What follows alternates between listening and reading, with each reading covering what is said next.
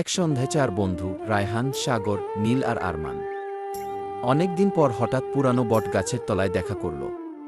আকাশে তখন সূর্য ডুবে ভাব, চারদিকে হালকা অন্ধকার আর ঝিনি পোকার শব্দ।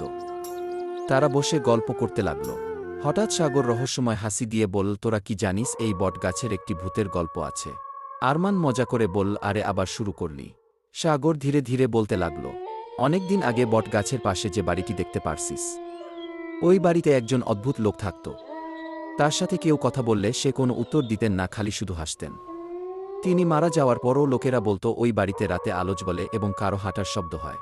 সাগর আবার বলতে শুরু করল, চল আমরা আজকে বাড়িটির ভিতরে দেখে আসি।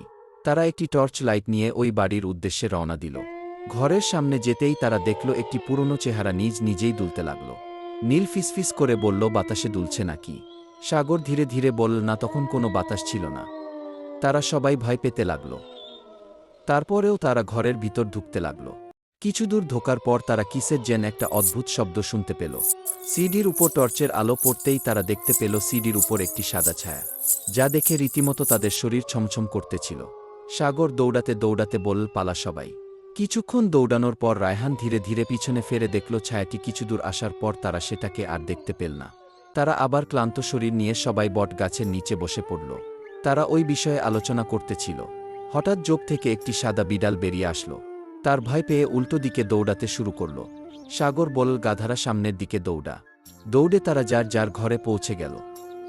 গল্পটি ভালো লাগলে সাবস্ক্রাইব করতে ভুলবেন না। সাবস্ক্রাইব করুন।